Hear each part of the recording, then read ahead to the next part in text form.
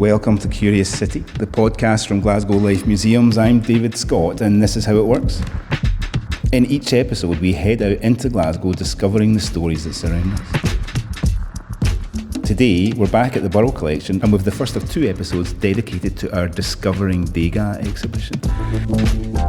The exhibition is open now and it runs until the end of September. Focused on celebrated French artist Edgar Degas, the exhibition brings together more than 50 stunning examples of his work from galleries around the world and over 20 paintings and pastels that are part of the Burrell Collection. Degas is perhaps best known for his works that focus on ballet dancers, racehorses and depictions of modern life. Discovering Degas lets us dive into these worlds and also lets us find out a bit about the first collectors of Degas in the UK, like William Burrell. I'm here with one of the exhibition's curators and regular Curious City contributor, Laura Bauld. Laura, lovely to see you. Hi David, thanks so much for having me again. It's the first time you've been on as our episode guest, Laura. Could you tell everyone a little bit about yourself? Well, I'm currently curator of decorative art here at the Burrell, but for the past 7 years I was part of the Burrell refurbishment project, so I've been at Burrell for quite a long time now. It's a wonderful building to work in. I kind of miss working here every day. Laura, why Discovering Degas and why now? A tough question to get us started. Well, Degas is a bit of a big deal here at the Burrell. Burrell collected a lot of Degas in his lifetime, about 23 in total. And here at the Burrell we have one of the biggest private collections of Degas in the UK, so the exhibition allows us to celebrate not just Degas but also Sir William Burrell and his collecting. What can visitors expect to see when they come to Discovering Degas? Visitors will see our collection of works here from the Burrell lined up with amazing loans from lots of national museums and international museums, and it's really going to help to put Degas' works in context. Scenes of amazing ballet dancers, racehorses, scenes of modern life. It's really going to be an opportunity for people to deep dive into what Degas was as an artist, his technique, and also what inspired him in everyday life. So many of the works we've got from on loan allow us to look at the biographies of all these collectors that were acquiring Degas at the end of the 19th and 20th century. Collectors from England, Wales and Scotland like Sir William Burrell. OK, we're better placed to start talking about collecting then than the place that collections themselves begin, at an auction house.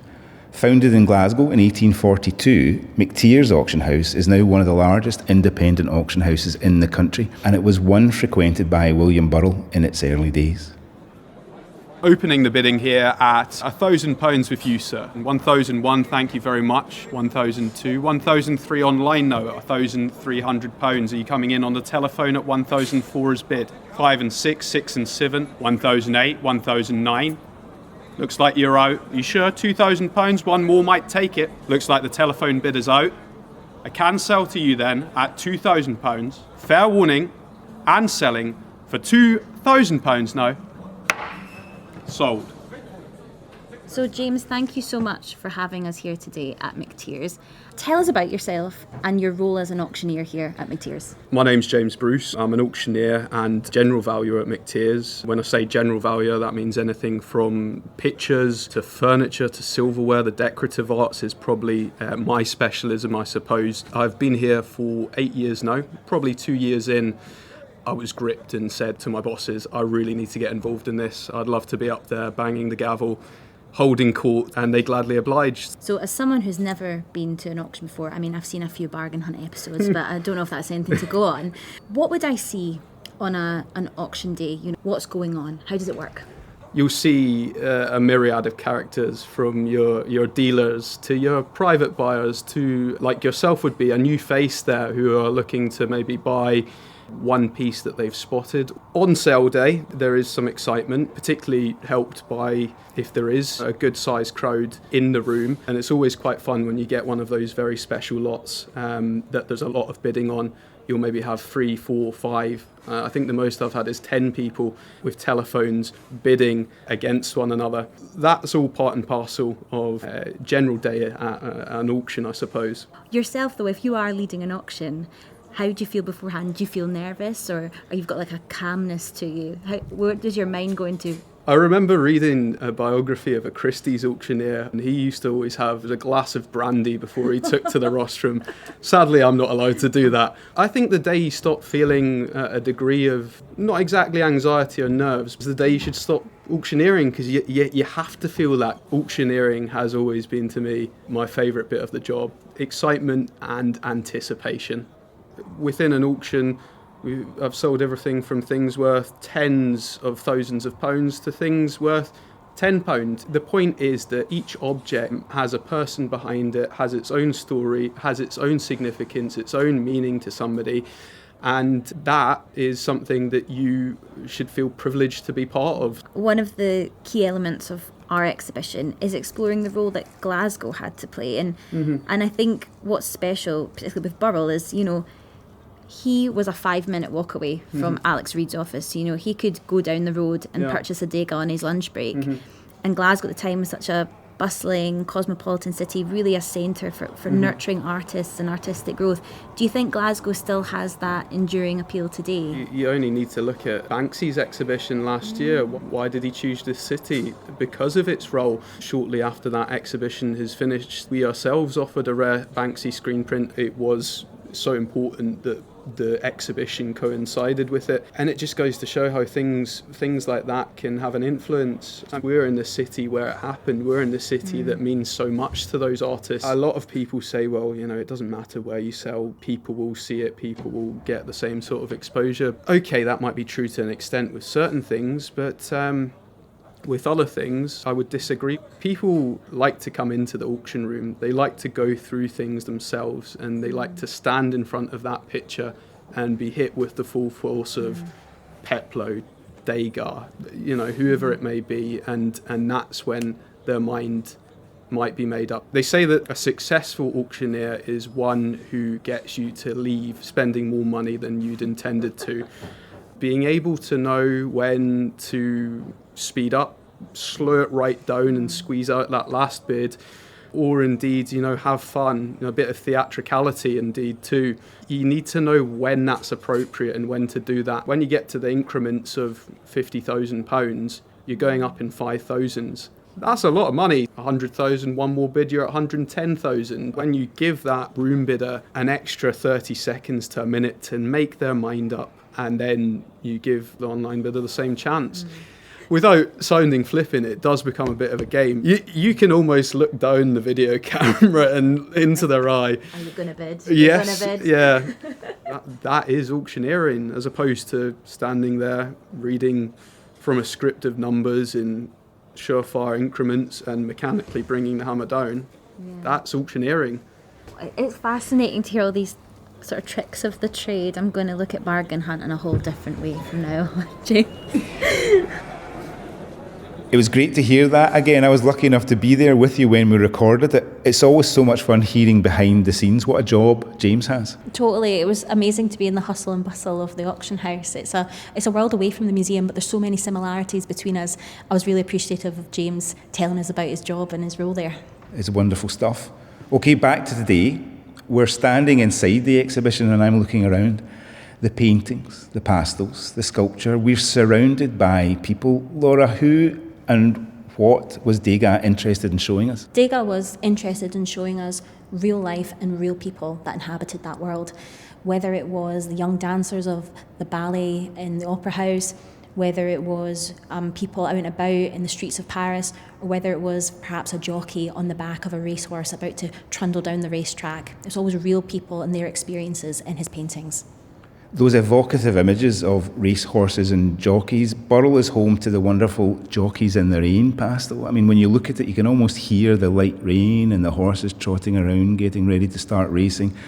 This got us thinking about how it might feel to be at the start of the race, and in the spirit of the exhibition, get out and talk to people who are involved. Let's head out again with Laura to speak to some people who know exactly what it feels like at the start of a race.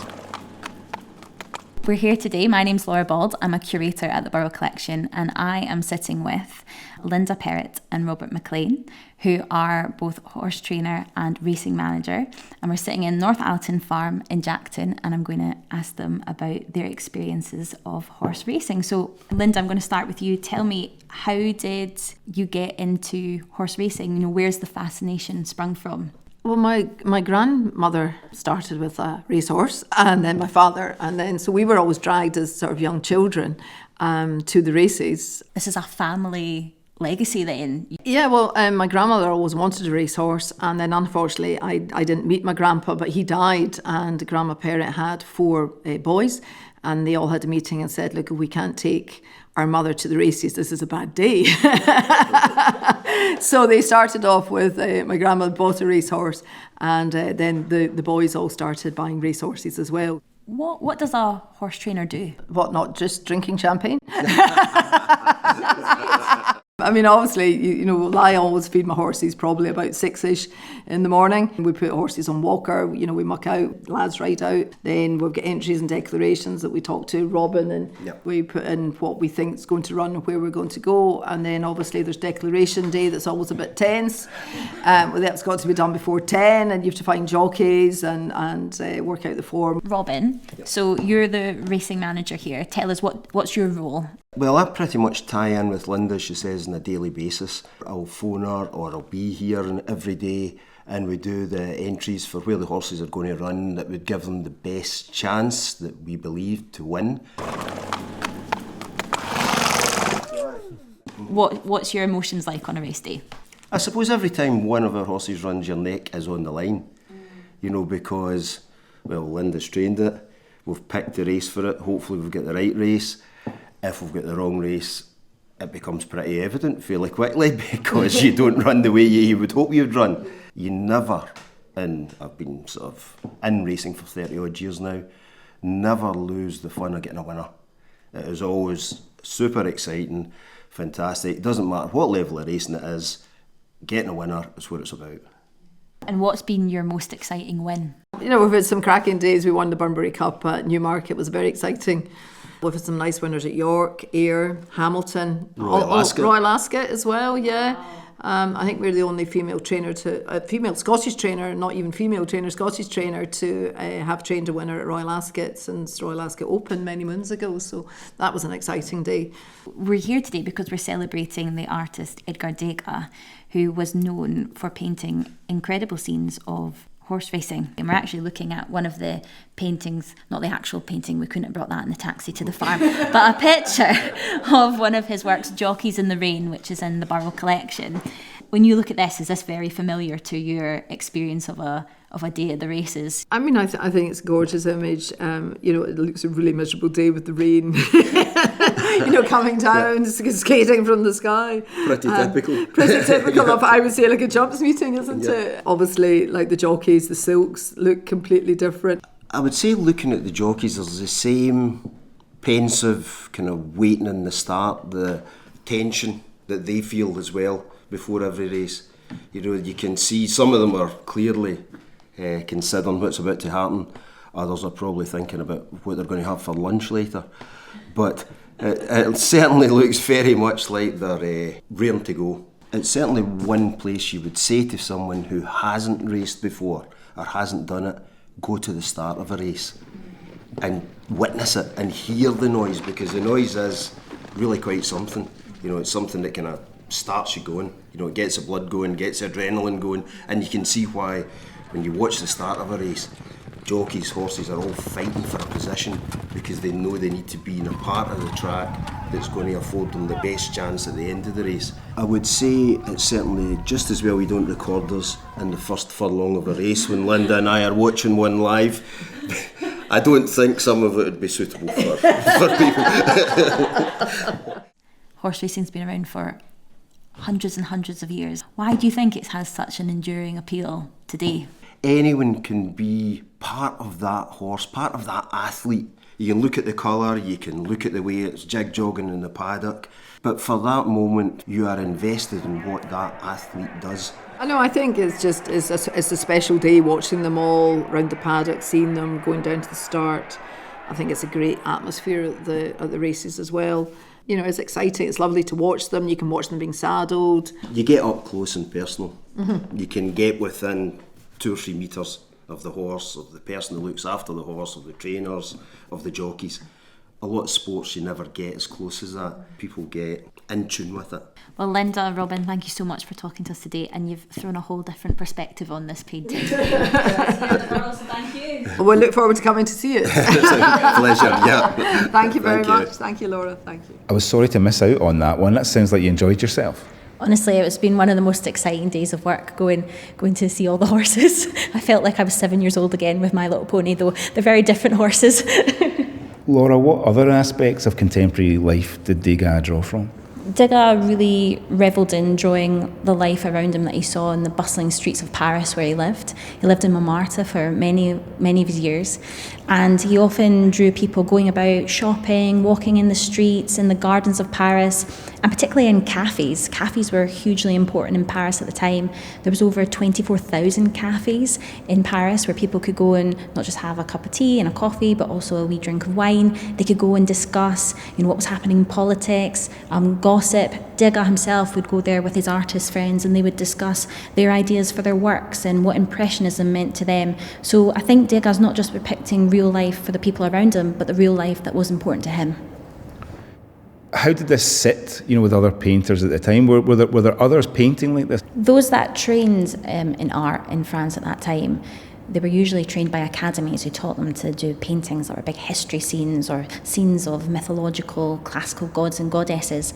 Instead, Degas and the other Impressionist painters like Monet, Sisley, Pissarro, they were really looking at real life. They were really radical in their approach. They were influenced by the landscapes around them. They were influenced by what they were seeing in the streets. They were really moving away from this traditional look at art and creating something new and modern. So it was quite radical for the people that were consuming this art for the first time. What particular pieces might exemplify this? One of the most, I think, radical works we have in the collection is L'Absinthe. It shows a woman in a cafe accompanied by a man. They're drinking absinthe, which was a highly addictive alcoholic drink. You might have heard of it before in the movies, the Green Fairy. It was banned in France, so to see this depicted in a painting would have really been quite scandalous, and had a big reaction here in the UK when it was eventually sold, and we talk about that in the exhibition. But it would have been hugely radical for Degas to show that kind of aspect of modern life in this large-scale canvas work. Degas often visited cafes. He would often draw from what he saw there. Often when we see these scenes of cafes, people gossiping in the cafes in his works, we're kind of sitting in the sidelines. It's almost as if we work there, or we're another customer that's, giving a bit of a side eye to what's going on around us. We're witnessing other people's lives, and Degas invites us to kind of witness it with him with these works. Okay, in that spirit, we've headed across the road to what we think is the Burrell Collection's local bar. Pippa and Alan were over at Aileban last week to hear from one of the staff there. So I'm stood here opposite our bartender Louisa from Aileban, a pub in the south side of Glasgow, and we're looking at the picture L'Absinthe from 1875-6 by Degas. So Louisa, when you see this picture, does it bring anything familiar to mind? Definitely. In fact, I think it's, despite the different styles, like obviously they're wearing clothes that are from a completely different era, and the kind of decor and stuff is quite drastically different. Just in their facial expressions, it's something that you see quite a lot every day in the pub. And I don't think they look particularly happy, and I don't think you can say that everyone in here is always happy all the time. But that's kind of why it's also so nice, because part of my job is being that kind of friend for people, just to come in and maybe they're feeling a bit down, they have a drink and they're just chatting away, and we're not chatting about anything heavy or particular. It's just some social interaction for them, and I think I see that in this painting. It's people that are just coming together because they're not feeling great, and sometimes you just want to come in and sit around people, and it feels like you're being social and you're doing something productive, but really you want to have time to yourself in the presence of others. I think it also plays an important role in people's lives for being a place where you can connect with another human being. Like, we have a lot of people that come in who live alone, who don't have large social circles, and they just like to come in, and it's a bit of a decompression for them. They come in and they just chat away, and not about nothing in particular. But people rely on us. Like, we have, for example, there's one of our regular customers who is an absolute gem of a man. He's drank in here for years, and he actually had his wife's funeral here. Well, that was very, very sad. Obviously, it's a privilege to be able to be that kind of place for someone. It's for someone to put that trust in you and the place that you work, and have them enjoy it so much that they want to share their most kind of poignant moments of their life with. It's a real privilege.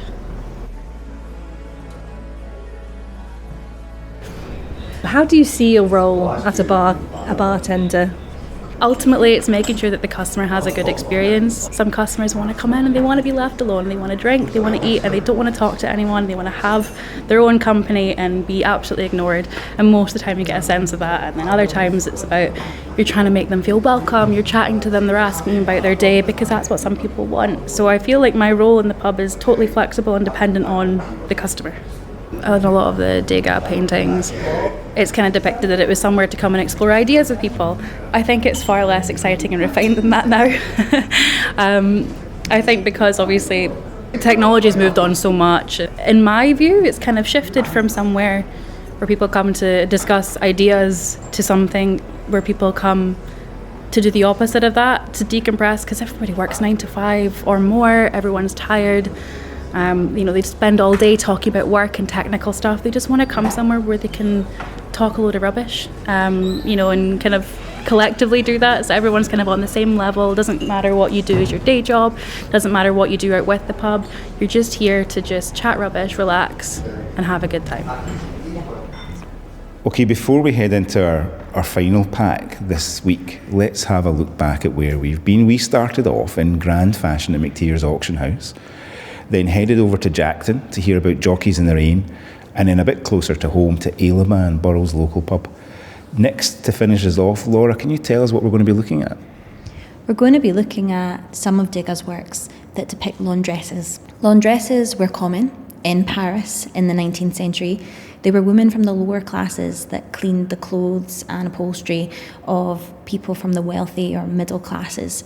Degas depicted around 20 paintings and pastels in his lifetime, looking at these women, showing them at work, showing them ironing, showing them folding big heavy linens.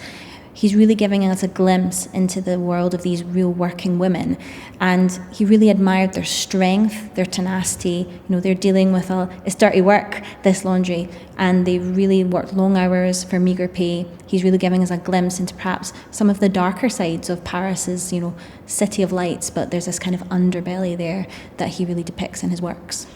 Learning and Access curator Caroline Curry is headed out to one of our local laundries to find out a little bit more about what life in a laundry is like.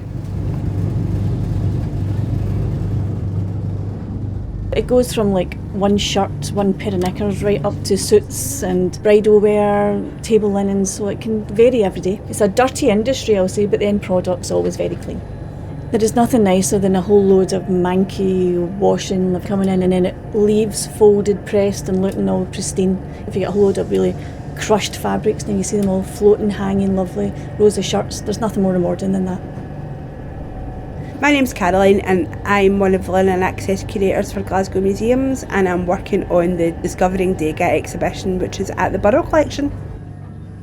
I am excited today because I am here out of the office at the Real Laundry Co. with the owner, Susan. Hi Susan.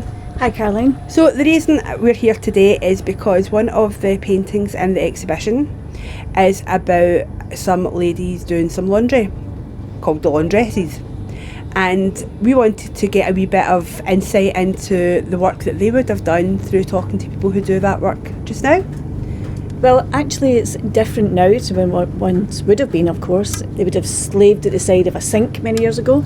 But now we have all these machinery that makes things so much more easier. An everyday thing is making things clean, fresh and smelling good is the key things for our customers. It's became like the fifth emergency service, I would say, after the AA, you know. So people order getting their laundry done just as easy as ordering a pizza now. Now, I have to confess, I would agree, because I am actually a user of the laundry service here. And the reason I do it is because I have a small flat and I don't really have any drying space. But why do you think people use this service? Why is it so popular and easy to do? I don't think people have time any longer to like hang a washing out, hope it stays dry, especially in the west of Scotland, and it's now become accessible to just send it out and somebody bring it back to you instead. Can you tell us about a typical day here? A typical day usually starts about 7 in the morning, and we serve the docks that govern to some of the ships there, look after all their laundry, the guys that come and go and they protect the North Sea and the boundaries there. So we do all that kind of stuff in the morning, and then we get into domestic stuff in the afternoon, and then we serve golf clubs and hairdressers, and we kind of do that in the afternoon. Can you tell us what it smells like? Well, I've become nose blind over the years, but the amount of customers that come in and say, wow, the smell in here. So it's all, we try and get as a flowery kind of smell as possible. Also the smells are like starch from the ironing, and the sound of the steam accentuates the smells with the heat going with that. And what does it sound like? I think the most major sounds is that the humming of the machines can be quite therapeutic actually. You kind of get lost in the kind of, there's a comforting sound to that, and also the steams that come off the iron. It's quite powerful. You said that it's different now because we have machines. The sounds would have been very different back in the days of the painting. Yeah, because there'd have been the scrubbing on the old washboards, I would imagine, and lots of water ran about them, whereas everything's concealed in machines now. Can you describe what it looks like in the laundry? I'm sure the onlook, it looks very messy, but everyone knows where everything is. There's lots of colours, fabrics. It was stored quite high. There's lots of boxes, packages, lots of hanging garments and flowing and floating materials maybe as you walk by, I would say, yeah. Can you tell us a wee bit about the physical labour that's involved in your job? Indeed, it's like an aerobic workout in all honesty. Lifting, laying, fabrics are really quite heavy. Loads of washings are heavy. There's lots of stretching and hanging. Because we do a lot of deliveries also as well, packages can be quite heavy. So looking at the painting, do you relate to the women in the painting? Yeah, well the two of them look exhausted, and sometimes the girls and myself feel like that with the heat that can be in the shop. And I have felt like her standing up there, like, you know, oh my God, is there any more of this stuff to come? Because it can be never ending some days, yeah. So we have another painting that's just on the back there. Yep. That is one of the ones we have on loan. Yep. So it looks like my lady just now who's standing in ironing at this very moment. So there's nothing really changed from the standard ironing board. It's actually a skill, I would say, and the skill has remained the same over all these years. Definitely a skill I don't have. Yeah. And a vocation, some people would say as well. Because it takes a special person to stand, like my girls, they love it. So it's a joy to them. It's not work, it's play. That's it for this episode of Curious City. Huge thanks to Laura for being our curious guest. Remember that Discovering Degas is open now at the Burrell Collection and runs until the end of September. Come and see us. We'll be back later this year with another Degas-focused episode, but next week we'll be hearing a little bit of this. But it's a one big slipper! And you put your 2 feet in it! See you next time on Curious City.